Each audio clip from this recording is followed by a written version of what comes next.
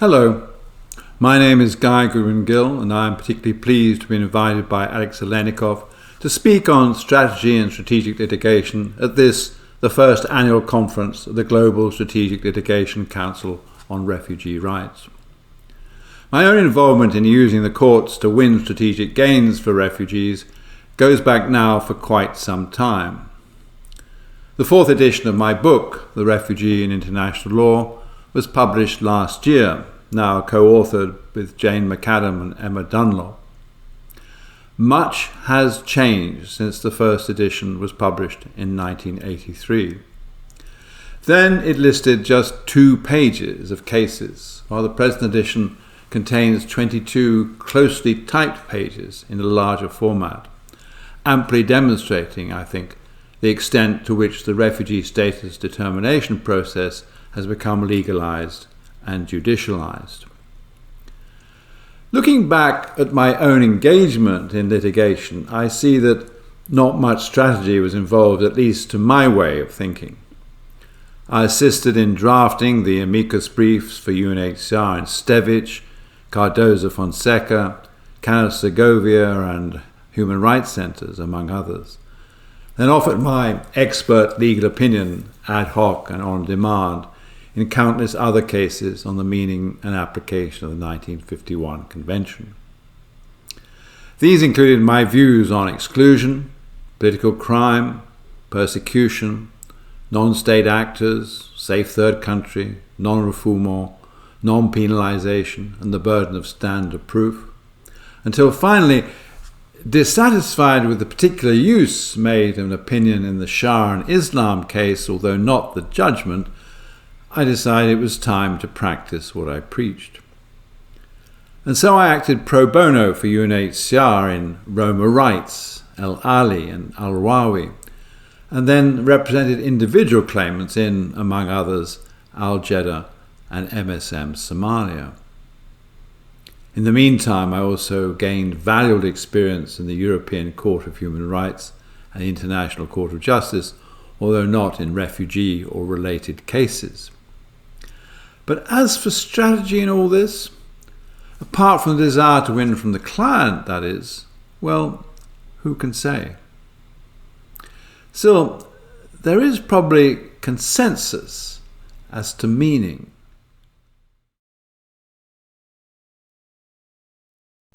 Coming to think about it now, we probably all know in general what we are talking about when we use or hear the term strategic litigation. We think of strategy as encompassing a plan or course of action that is geared to obtaining a particular aim or goal, especially in the long term. In fact, all of us working in the field of international refugee law probably agree that litigation will continue in both individual and class actions, because governments themselves use the law to allocate rights, to restrict their obligations, and to limit access to asylum. Faced with this reality, the strategy here is not just to win the individual case, but to turn policy and practice around, or, as some would say, to advocate for social justice and social change. The unspoken premise, of course, is that of an independent judiciary, one that holds the balance between legislative and executive on the one hand, and the rule of law, including the international rule of law, on the other, which offers a forum in which the advocate can draw attention to violations of rights and the duty of the state to fulfill its international obligations, whatever their source or scope. This may include access to land and to protection by indigenous people, for example, or challenging through the submission of amicus curiae briefs what's to be done in the case of a major oil spill or of air pollution, as the UN Special Rapporteur on Human Rights and the Environment noted in his newsletter of April 2022. In a refugee, human rights or statelessness context, the focus may be on the right of every child to a nationality, or it may go beyond the essential victim-centered focus in a torture case and require the court to address root causes. Or it may demand to know whether detention of a non-citizen is automatically valid simply because implemented for the purpose of deciding on the grant of a visa or on removal. Or whether government measures taken to maintain the immigration detention system give rise to a real risk of death or ill treatment contrary to international law.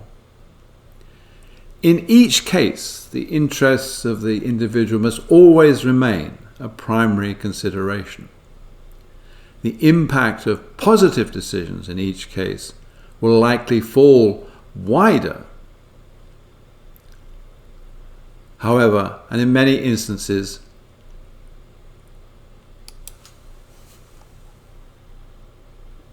the support of an amicus group will enable the broader, more strategic issues to be taken up. We also know that courts, once renowned for being open to public interest litigation, can also backslide, as Mohsin Al-Ambat pointed out in relation to the record of the Indian Supreme Court in litigation surrounding the National Register of Citizens in Assam. Here and in other litigation, the court has now shown itself reluctant to decide, for example, on the extent of constitutional protection due to all, including by way of non-refoulement. Instead of deciding the core legal issues, the court has opted for interim measures, becoming, as he says, a court of deferment and indecision. What's to be done in such circumstances? Keep litigating in the hope that good sense will prevail?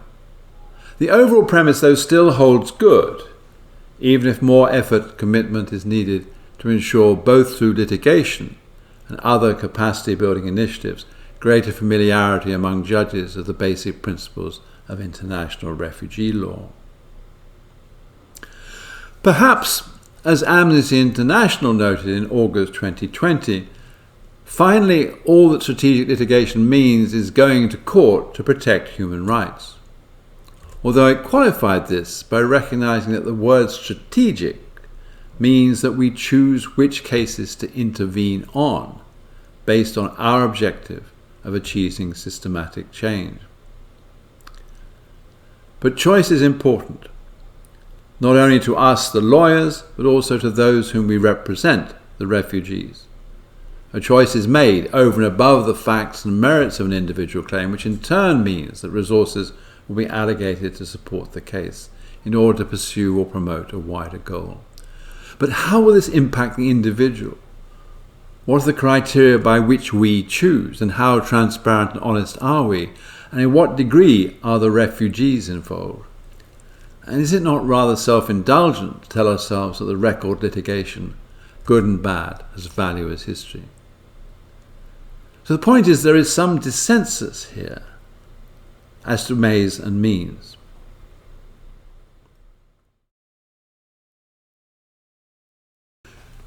Yes, there is such a word as dissensus as to ways, means and objectives. And according to the Oxford English Dictionary and Merriam-Webster, the word was first used in 1962. But given the variety of issues and detail in every case across different jurisdictions, there will always be both consensus and dissensus regarding litigation strategy. What is good for the refugee, for the individual refugee, is not always good for refugees at large. He or she may be released or not prosecuted, but detention and prosecution may continue for dozens, if not hundreds, of others. First of all, in deciding to engage in strategic litigation, we need to identify the litigable case. That may well mean picking the particularly egregious example where, firstly, the policy or practice touches several cases. Secondly, the additional attention, for instance, through an amicus or intervener brief, is not likely to harm or prejudice the individual claimant or others similarly situated. And thirdly, the chances of success are particularly strong. Always problematic, assessing the chance of success is nonetheless essential, for we are about to commit ourselves and others to time and money. I rated our chance of success in a statelessness case, Al Jeddah, at 75%, We lost all the way to the Supreme Court where we won, and the government promptly changed the law. Which reminds me that we need also to be aware of legal ideology as the answer to settled political or legislative positions on refugee protection, on asylum and citizenship. In the case of Hoxha, it was argued not that a particular interpretation was needed to fulfill a humanitarian gap, but that additional words should be implied in the text to achieve the desired result. Not surprisingly, the court rejected the argument, which would have been better employed in canvassing the legislature for a change in the law. And we need also to be on guard against what I call reverse strategic litigation, not so common in the refugee law field as in that of environmental protection. The danger here involves governments and corporations engaging in litigious harassment, seeking to stifle public participation, or to obstruct access to information, for example, regarding the costs of detention on the specious ground of commercial confidentiality, or to limit knowledge of concessions and settlements by way of non-disclosure agreements. For the individual seeking release after years of detention in appalling conditions, release accompanied by compensation and a non-disclosure agreement can be a very seductive package. Court oversight may be the only way to ensure a measure of integrity in this process, but I don't know of any jurisdiction where that is the norm.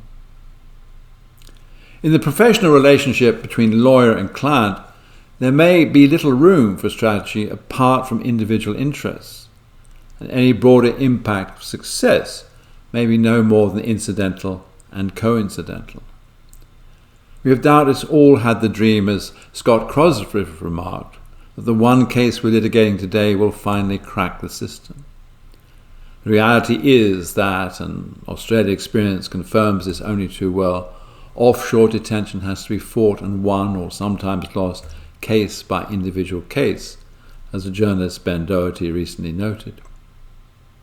Ideally, again, the sum of individual cases ought to add up to a change in policy, but governments can be intransigent, and so it goes.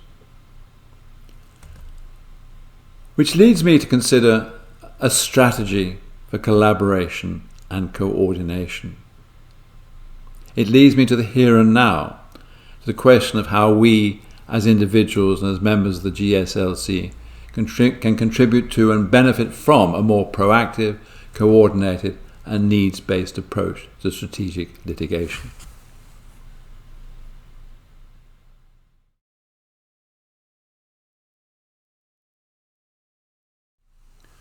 First of all, I am delighted with this initiative, which will find in its own words the Council acting as a hub for activists seeking to use strategic litigation to advance the protection of refugee rights and the consistent and progressive development of international law.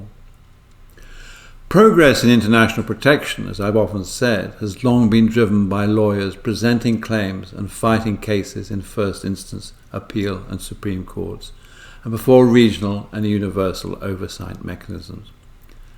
The growth in national procedures and the judicialization of process have led the 1951 Convention to be one of the most highly litigated treaties at the domestic level, with courts and tribunals around the world engaged almost daily in a common purpose, elucidating the meaning of and applying the refugee definition and other convention provisions relevant especially to protection. These include admission, access to asylum, non-penalization, residence and non-removal. This means that domestic courts have considerable potential as agents of development. The absence of a centralized authority or treaty supervisory body simply accentuates their responsibilities in compliance and development. Precisely because their decisions as organs of the state can amount or contribute to practice for customary international law purposes, so we must ensure not only that judges are increasingly familiar with international law, but also that the courts are provided with the best evidence of the applicable law, of commonly accepted interpretations of what is best for the refugee. Although it always helps to come at issues with a fresh and open mind, it's important that we do not continually reinvent the wheel. refugee law arguments will contain both national and international characteristics, joining domestic, constitutional and public law elements with international law. They are special in that regard. The interpretation of treaty terms requires knowledge of the Vienna Convention on the Law of Treaties, of customary international law, and of comparative jurisprudence. How are the courts of other countries applying and understanding the terms of the 1951 Convention and the 1967 Protocol, or of other relevant human rights provisions? What does the data from different jurisdictions tell us, for example, about the impact of detention on the health and well-being of children and adults? All of this, or aspects of it, has been dealt with before. The information and the arguments are out there. There is room here for someone, or a team of someones, to pull things together, but cooperation is a two-way street and does not just happen. I hope that someone in GSLC is even now taking the initiative together with the membership to see what strategic litigation is being considered and to assess what has been done already and what might be done to help. Working groups have already been set up around two themes: legal status and lawful stay, and detention and due process. They will take account of several of the issues I've mentioned already, namely whether litigation fits within the priorities and needs of refugee communities, the likelihood that it will result in the recognition and protection of rights, the likelihood of a successful outcome, and its overall impact. I look forward to hearing more of their work. Above all, however, let us not forget the very important role of UNHCR, both in supporting strategic litigation and in running its own interventions, often with the assistance of lawyers and counsel here today. UNHCR, of course, has a wealth of experience, deriving from over 70 years exercising its supervisory responsibility. It is expressly accepted by states, and its guidelines on protection, issued since 2000 and supplementing its 1979 handbook, are soundly based in the jurisprudence of courts across multiple jurisdictions, leavened, I'm glad to say, with a dash of principle. UNHCR's Ref World records some 247 instances of intervention by various means, including as amicus or by way of expert testimony, in courts of proceedings that range from, among others, the High Court of Kenya, the Court of Appeals of the Hong Kong Special Administrative Region, the Supreme Courts of Canada, Israel, the United States, the United Kingdom, the Court of Justice of the European Union, the European Court of Human Rights, the Inter-American Court of Human Rights, the Swedish Migration Court of Appeal, the Netherlands Council of State, the US Court of Appeals for the 1st, 9th and DC Circuits, and the Board of Immigration Appeals. UNHCR's role is also special, in the sense that it is formally entrusted under its statute and the Convention and Protocol with responsibility to supervise the application of treaties for the protection of refugees. But it is also required to be non-political, which can dictate, as I know from personal experience, a reluctance to intervene in matters deemed delicate, where intervention is likely to be misunderstood by states and may interfere with good relations between the office and the state in question. For UNHCR, strategic litigation is part of a broader protection strategy and ideally will reinforce other non-judicial approaches, including the dissemination of texts, training and capacity building. One area in which, as I see it, UNHCR and the GSLC would benefit is from a proactive approach, in which knowledge of initiatives is shared and even on occasion coordinated. This means that early attention should be given to identifying priority areas in jurisdictions open or potentially open to intervention in one form or another: access to asylum procedures, detention and treatment, which seem ripe for attention. Even if for political or resource or other reasons UNHCR is unable to participate, it may be able to lend its support informally, while knowing of the intervention can strengthen its hand vis-à-vis the authorities in the state in question. In addition, Judicial dialogue across jurisdictions is an increasingly important dynamic, especially in the evolution of the terms of the refugee definition, such as persecution, protection, social group, or political opinion. Here, the work of the International Association of Refugee and Migration Judges will be known to many of you. And finally, there is the question of evaluation, which needs to be undertaken regularly, even though it can be hard to identify cause and effect. In Roma rights, for example, we won, but on local non-discrimination law rather than international refugee law, strictly so called. In El Ali, we lost the key issue of relevant date, but 8 years later saw our argument accepted by the European Court of Justice in Bulbul. And in Al Rawi, we lost in the Court of Appeal and were on our way to the House of Lords when the government conceded. I like to think that our arguments strengthen the protection dimension to possession of a convention travel document and recognise the relevance of protection of the fact that both the United Kingdom and the United States were party to the 1967 Protocol. Sadly, however, the only ruling we have is the negative one in the Court of Appeal. Control over borders is rapidly moving beyond the physical, the line, the sand, the sea between the wire and the wall, and into all the possibilities of surveillance and monitoring that technology has to offer. This is new terrain in which we lawyers must repeatedly carve out our role, seeking to resolve or mediate that tension and that conflict, but always with a bias towards international protection.